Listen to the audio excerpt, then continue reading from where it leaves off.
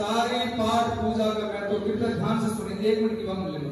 सारी जो आप पाठ पूजा करते हैं, यदि पूजा कोई अधूरी रह जाती है, पूरी षोडशोपचार 16 उपचार से पूजा नहीं कर सकते, आप पंचोपचार से नहीं कर सकते हैं, केवल ध्यान करते हैं, उसमें कोई त्रुटि रह जाती है, सबका साथ आरती है। यदि कोई कमी रह जाती है, कोई त्रुटि रह जाती है, कोई भी संसारिक व्यक्ति देवी देवताओं की पूजा परिपूर्ण नहीं कर सकता है। बहुत अनेकों प्रकार से पूजा होती है, हजारों प्रकार से भी होती है, 100 प्रकार से होती है, 40 प्रकार से, 16 प्रकार से, पंचोपचार से होती है, 1 उपचार से भी होती है, ध्यान और आवाहन से भी होती है। जो इस पूजा में, जो इस आरती में विघ्न डालते हैं, जानबूझकर अनजाने में, वैसे भी जो उनकी सहायता बनते, सारे जो पुण्य खत्म हो जाते हैं, दावे से करते हैं।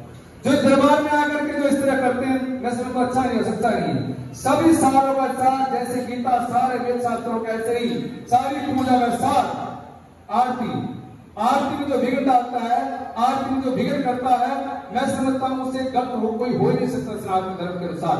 यदि कोई आरती में आकर के इस तरह, तो ऐसा हो ही नहीं सकता है। शास्त्रों में तो ये लिखा हुआ है, तस्वीर कृष्ण प्राण मुक्ति भुक्ति भुक्ति थे।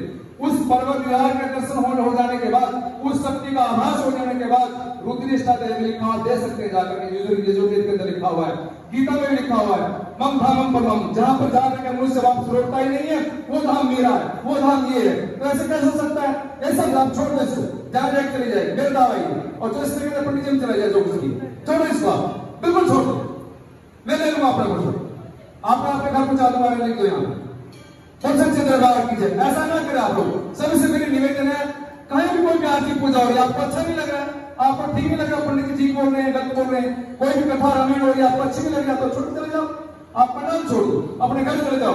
जो जिसका आप ध्यान लगाना चाहते हैं, देवी देवताओं का, किसी का भी अपने घर में जाके लगाइए। लेकिन पूजा किसी पर, कोई भी पूजा है, वो भगवान की पूजा, इबादत करो, उसमें आप विघ्न मत डालिए।